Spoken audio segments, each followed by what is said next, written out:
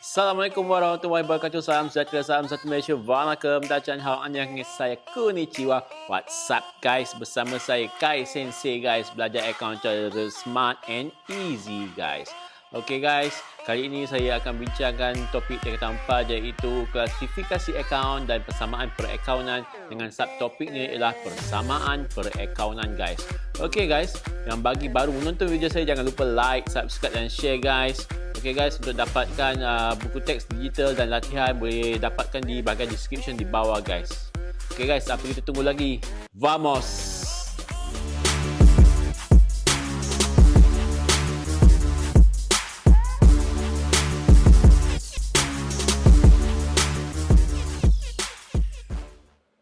Okay guys, kita teruskan dengan tajuk hari ini iaitu persamaan perakaunan, catatan kontra serta carta akaun.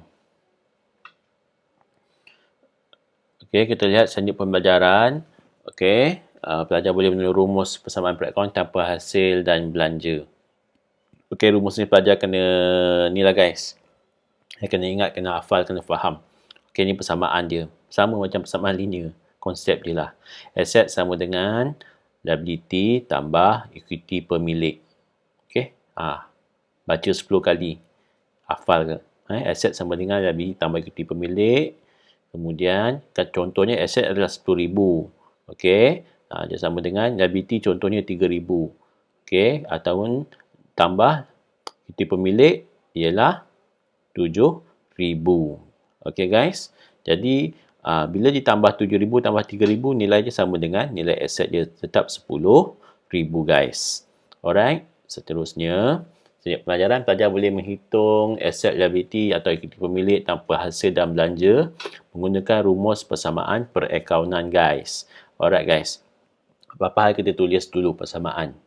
Okay, aset sama dengan liability tambah equity pemilik. Okay, kemudian okay, katakan aset sama dengan 5,000. Aset, kita nak cari aset. Okay, diberi liability RM5,000 dan equity ialah RM10,000. So, kita tambah liability tambah equity, kita akan dapat nilai aset. Okay guys, RM15,000. Okay, seterusnya. Okay, aset sama dengan liability tambah equity pemilik. Okey, contohnya seterusnya aset diberi RM5,000, kemudian liability nilai tak diberi. Kita kena cari liability. Okey, so equity ada RM30,000. So berapakah liability? So caranya ialah macam persamaan linear, kita pindahkan liability, pindahkan.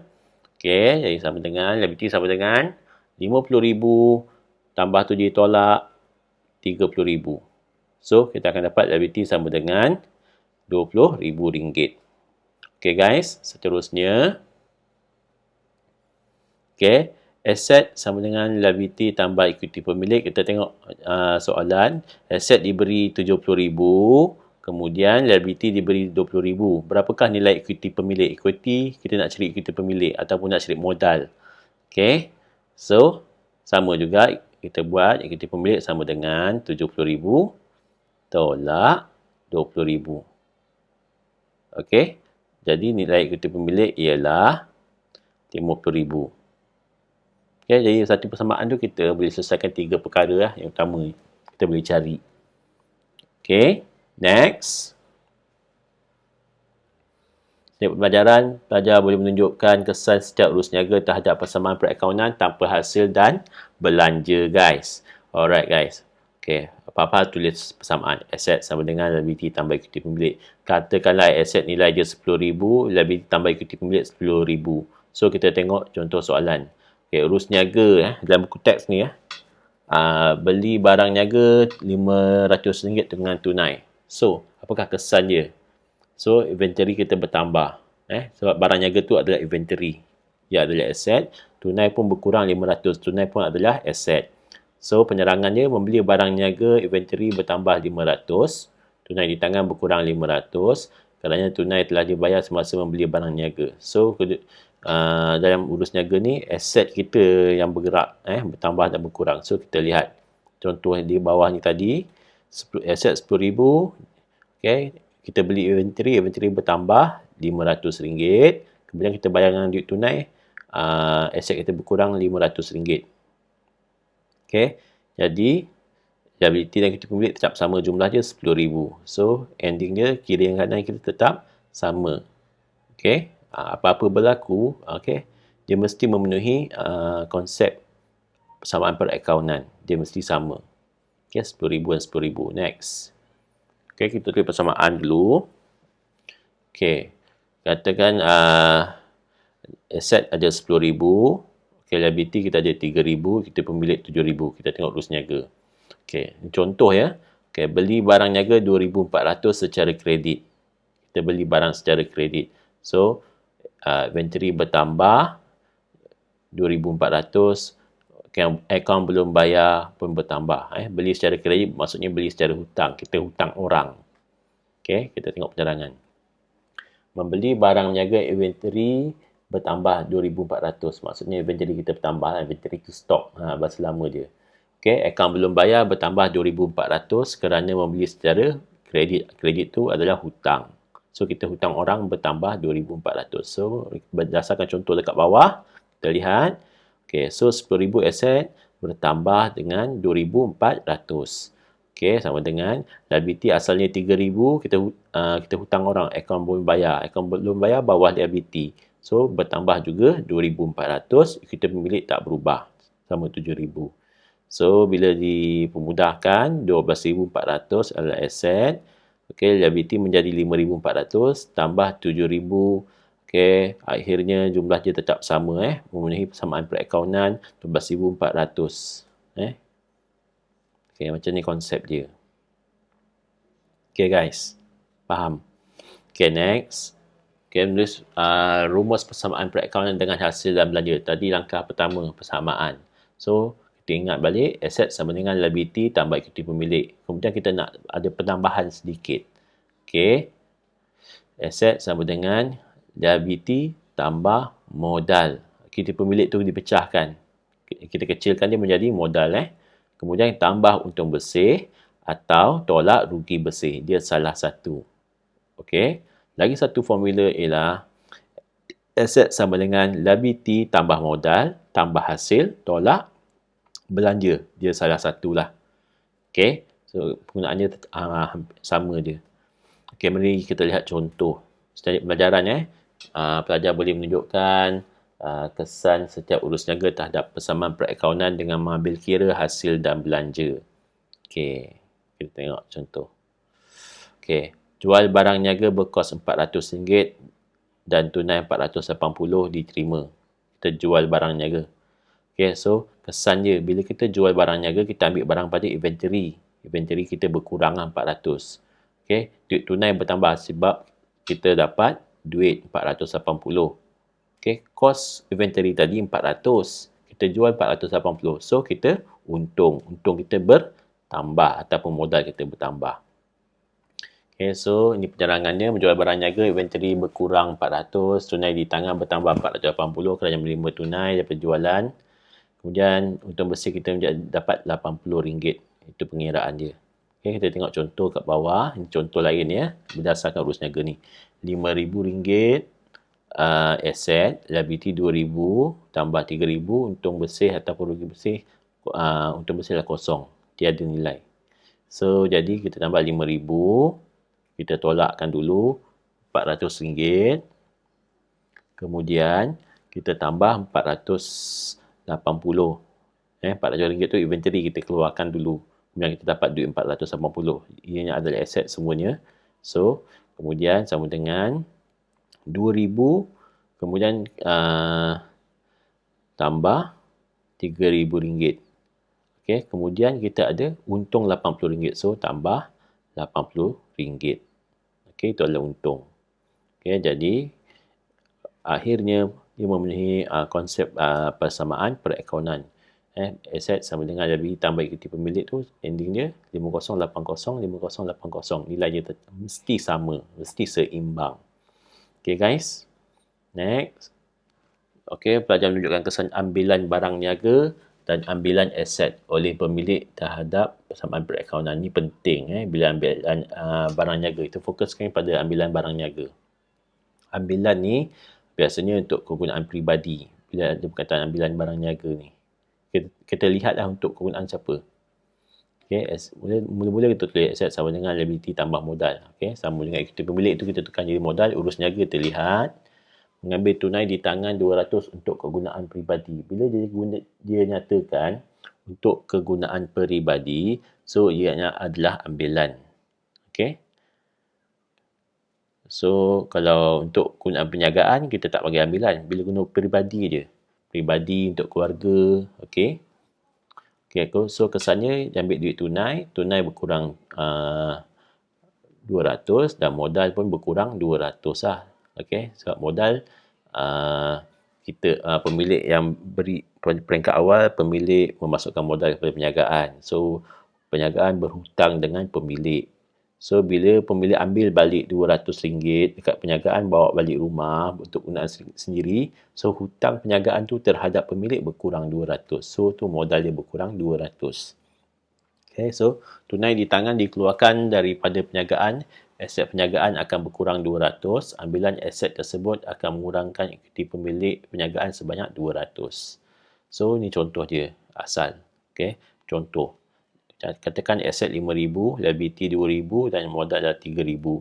So, 5,000, okay, dia berkurang tunai. Tunai tolak RM200. So, sama dengan liability tetap sama, tambah. So, modal 3,000, kita tolakkan dengan RM200. Okay, sebab modal berkurang RM200. So, in the end, nilai dia, aset dalam 4,800 dan liability tambah modal nilai dia 4,800. Dia tetap seimbang, tetap sama guys. Okay guys, kita lihat contoh 5 dalam buku teks. Okay, contoh 5 dia dah berikan pemborong Jessica ni. Dia dah beri penyata kedudukan kewangan. Okay, ini standard soalan SPM lah begini. Okay, kemudian ada maklumat tambahan. Nombor 1 sampai nombor 6. Anda dikehendaki menyediakan penyata kedudukan kewangan pada 31 Januari. Okey, so nak selesaikan masalah ini, okey, yang utama kita kena buat pelarasan lah urus niaga nombor 1 hingga nombor 6 ni. Okey, so buat kotak macam ni. Okey, ataupun ni panggil jadual persamaan perakaunan lah. Okey, kolom pertama urus niaga. Kemudian kolom kedua kita tuliskan aset sama dengan equity tambah liability. Okey, persamaan perakaunan. Okey. So, baris yang pertama sekali, ini bergantung pada soalan. Dalam SPM, kotak ni biasanya dia dah berikan lah di lampiran. Okey. Pertama, kita masukkan bahagian debit. Bahagian debit penyata kedudukan kewangan, kita masukkan semua nama-nama kat situ. Ada kelengkapan, perabot, inventory, akaun belum terima, kita masukkan. Kemudian bank. Bank mesti letak sebelah aset. Walaupun dalam penyata kedudukan kewangan, bank dia letak sebelah kredit, dia overdraft.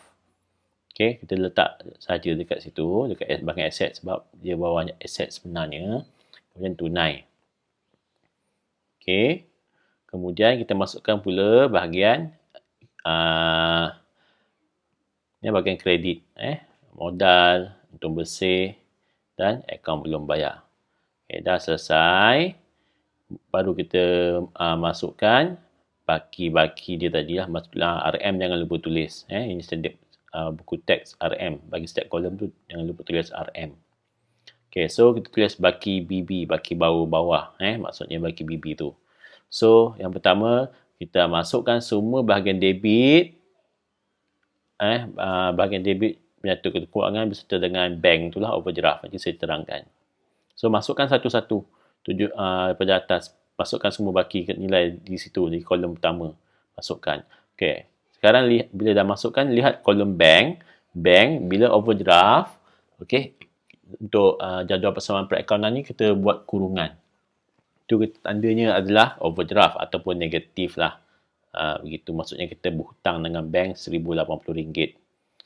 Okey. Kemudian kita masukkan pula bahagian kredit penyata kewangan, kita masukkanlah equity dan liability kita. Masukkan nilainya, copy balik, salin balik. Okey. Seterusnya barulah kita lihat maklumat yang pertama.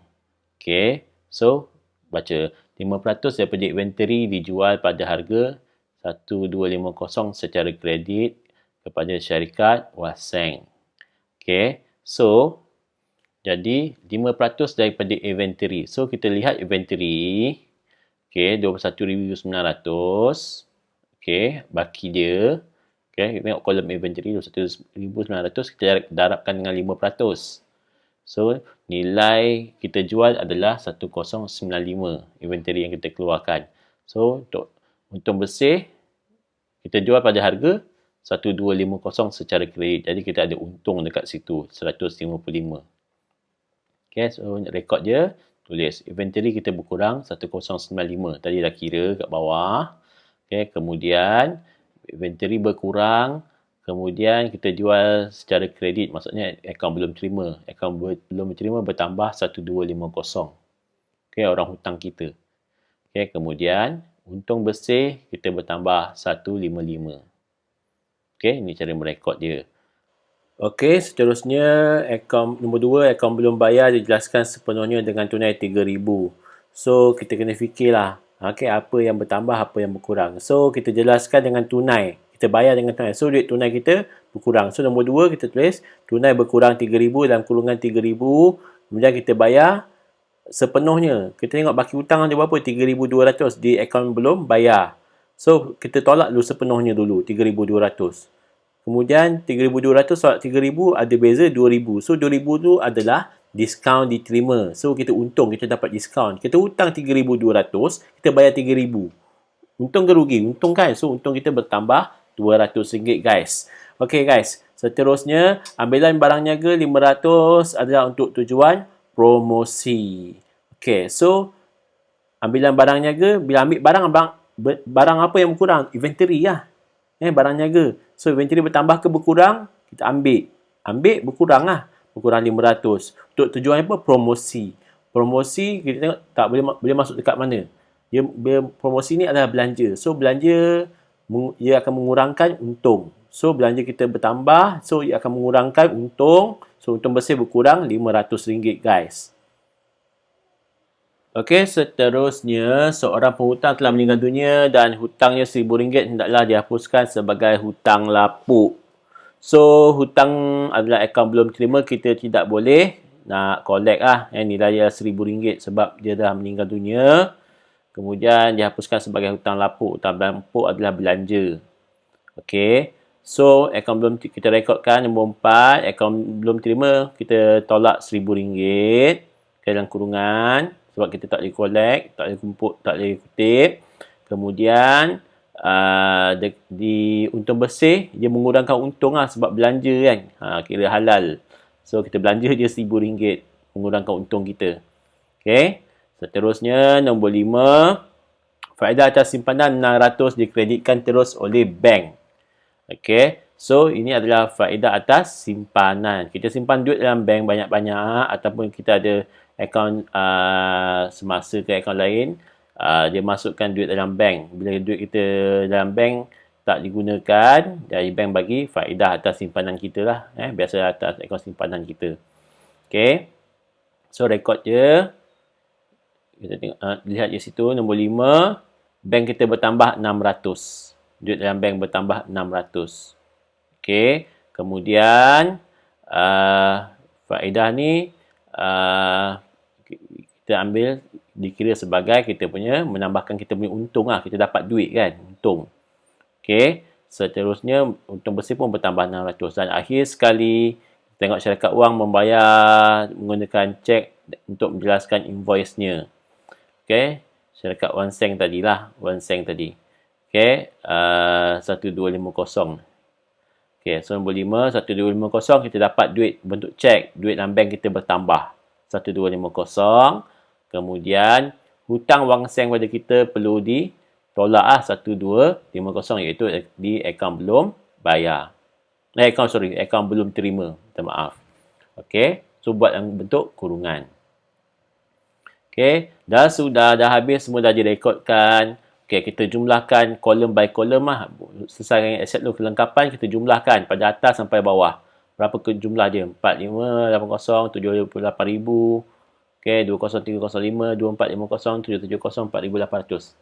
Ikut kolom dia lah. Kita tambah ke bawah. Ikut kolom. Kalau kelengkapan, jumlahkan. Kalau ada kurungan, okay, contohnya seperti inventory kan. So, 21,900. Dia kurungkan tolak 1095, tolak 500. Okey. Manakala bank, dia negatif. Okey, so, bagaimana? So, jadi 1080 ni negatif lah. Okey.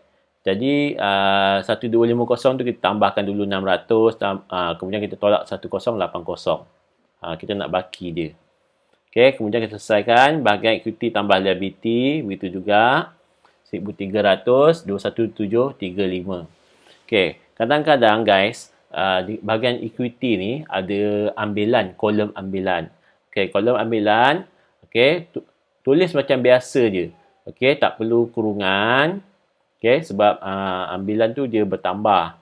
Okey, cuma okey, letak aja berapa ambilan tu bertambah. Ambilan untuk kegunaan peribadi lah. Dekat bahagian equity. Kadang-kadang ada kolom.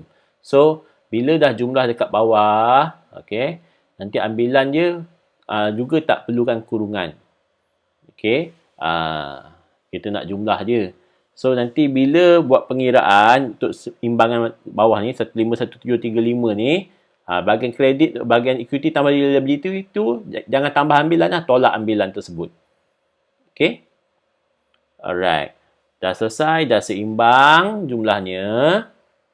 Okey, bahagian aset kita dah jumlahkan semua. Equity tambah liability kita tambah, dia dah memenuhi persamaan perakaunan dah sebab dia seimbang. So, seterusnya barulah kita sediakan penyata kedudukan keuangan bentuk P. Okey, ini dia seperti dalam buku teks.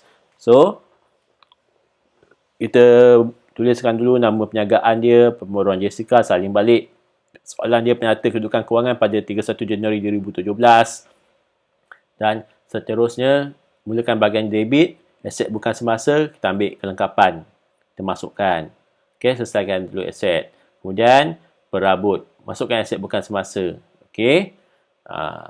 Sebaiknya nanti pelajar buat 2 ruangan. Tapi kalau tak ada ruang, boleh buat begini. Okey. Jumlahkan aset bukan semasa berapa biasanya. Ini saya ambil dalam buku teks. Kemudian, masukkan aset semasa yang lain lah. Inventory, akaun belum terima, masukkan bank. Kemudian kita masukkan tunai. Okey. Kemudian jumlahkan. Kemudian buat bahagian kredit, equity pemilik, okay, modal, tambah untung bersih. Okey, kalau ada ambilan, tolak ambilan. Okey. Ni akaun belum bayar, kalau ada nanti kita dibuat di bawah liability semasa. Tapi ni liability semasa dia kosong. Tak ada. So bila ditambah dia seimbang. Okey guys, senang ni guys. Okey, next kita tengok yang lain. Selanjutnya pembelajaran maksud catatan kontra. Catatan kontra apa dia? Saya ambil dalam buku teks. Catatan kontrak ialah catatan yang mengurangkan baki akaun yang berkaitan dengannya. Maksudnya dia ada 2 akaun lah. Okey, satu akaun induk, satu akaun kontra dia. Mari kita lihat contoh. Akaun pulangan jualan akan mengurangkan nilai jualan. Okey, maka akaun pulangan jualan merupakan catatan kontra kepada akaun jualan. So, senang cerita dia macam ni lah. Akaun jualan ni akaun utama. Okey, bila pelanggan kita pulangkan barang, akan wujud satu akaun pulangan jualan. Okey, maksudnya akaun yang kedua, sub dia, bawah dia, anak dia lah. Okey, dia akan mengurangkan akaun yang utama. Macam tu. Okey. Okey, seterusnya menyeraikan akaun yang boleh dikontrakan dengan akaun yang lain. So, kita lihat contoh dalam buku teks saya ambil. Okey, ni aset bukan semasa. Contohnya kontra je adalah susut nilai terkumpul. Okey, contoh aset bukan semasa, contohnya kenderaan. Nilai kenderaan setiap tahun berkurang. Jadi, dikumpulkan menjadi susut nilai terkumpul kenderaan. Itu kontra dia. Kemudian ada akaun belum terima. Yang mengurangkan akaun belum terima kita adalah peruntukan hutang ragu. Okey, modal kita. Apa yang mengurangkan akaun modal? Ambilan. Okey, jualan, iaitu pulangan jualan ataupun pulangan masuk. Manakala belian adalah pulangan belian ataupun pulangan keluar. Dia mengurangkan. Akaun kontra ni yang mengurangkan akaun utama dia, akaun induk dia. Okey. Okey, pelajaran seterusnya menerangkan dan menunjukkan kesan catatan kontrak terhadap akaun yang berkaitan. Kita lihat kesannya. Bagaimanakah catatan kontrak ini memberi kesan kepada akaun berkaitan dengannya?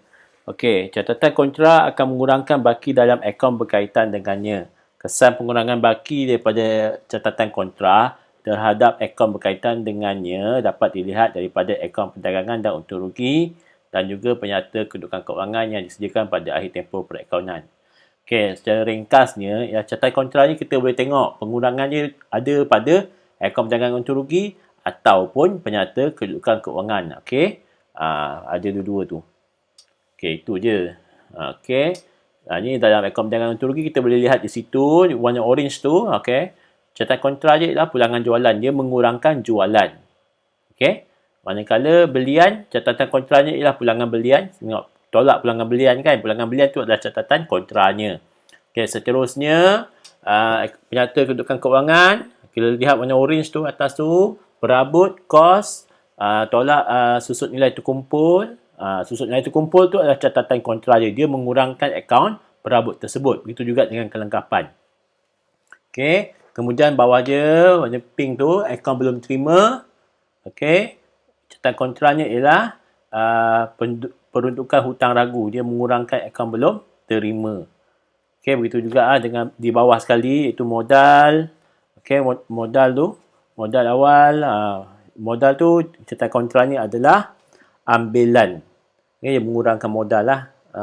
Senang cerita, catatan kontrak ni adalah anak dia lah. Mengurangkan akaun induk dia. Mengurangkan. Dia mesti mengurangkan. Mesti berkait. Okey guys. Seterusnya, okey guys, menjelaskan definisi carta akaun. Okey, carta akaun kita tengok dulu. Carta akaun merupakan senarai nombor dan tajuk bagi semua akaun yang disusun secara sistematik untuk tujuan perekodan dalam sistem perekodan komputer. Secara ringkasnya, label lah. Kita labelkan setiap akaun tu di bawah setiap tajuknya. Tajuk utama dia. Okey, kita tengok contoh 8. Ini adalah kod item dia dan nama akaun bagi carta akaun tersebut. Okey guys, berdasarkan contoh jadual sebelah, jika accountant ingin memberikan nombor akaun tunai, akaun tunai itu sendiri ada kod dia sendiri, maka nombor yang akan diberikan adalah antara nombor 10,000 hingga 19,999. So, antara julat tu dipilih nombor misalnya 10,011. Kena letak macam tu. Okay, jangan letak nombor 10,000 letak selepasnya lah. Bagi akaun aset lain, okay, contoh inventory, nombor mungkin diberikan 10,012 dan seterusnya ikut urutan sebaiknya. Okay, akaun kadar bayaran pula dalam julat 50,000 hingga 59,999. Okay, kadar bayaran jangan tulis 50,000, kita tulislah 50,100 ke, tak kisah. Yang penting ikut urutan jangan 50,000. Okey, kita lihat latihan dalam buku teks. Okey, saya ambil latihan dalam buku teks, senang nak terangkan. Biasanya soalan latihan dalam peperiksaan pun dia begini. Okey, bagi contoh carta akaun iaitu aset 1,000 hingga 1,099 julat dia, liability 2,000 hingga 2,999 dan seterusnya lah. Okey, so cadangkan kod akaun bagi setiap akaun berikut berdasarkan carta akaun yang diberikan. So guys, dia dah bagi sini insurance. Insurance, you guys kena tahu insurance ni bawah apa, akaun apa. Dia adalah belanja guys.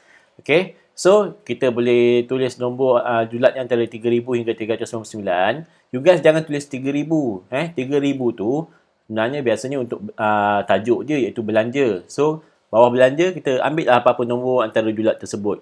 Contohnya kita ambil 3010. Jangan ambil 3,000, jangan ambil awal. Okey, seterusnya sewa diterima. Sewa diterima adalah hasil. So, julat dia 4,000 hingga 4,999. Jangan ambil 4,000, kita ambil tengah-tengah sikit. 4,444 ke 4,001 tak apa. Jangan 4,000. Okey? Okey, pelaburan syarikat A. Pelaburan adalah aset. Okey, aset 1,000 hingga 1,999. So, ambil lah apa-apa. Nombor dia 1,505. Okay, kadang-kadang aset ni dipecahkan aset bukan semasa. Okay, jadi kena hati-hatilah. So, inventory adalah aset. Kita ambil nombor selain pada 1,505 tu. Kita ambil 1,700. 677. Okey, itu adalah aset. Manakala dan seterusnya adalah angkutan keluar. Okey, angkutan keluar adalah belanja. So, kita ambil nombor lain. 3545. Antara range dia. Jangan ambil 3,000. Kita ambil bawa lepas 3,000 lah. Kemudian faedah simpanan adalah hasil. Kita ambil 4677. Okey guys. Okey guys, saya rasa itu sahaja sampai kali ini. Sampai kita jumpa dan jumpa lagi. Jangan lupa like, subscribe dan share guys. Okey, bye-bye. Adios.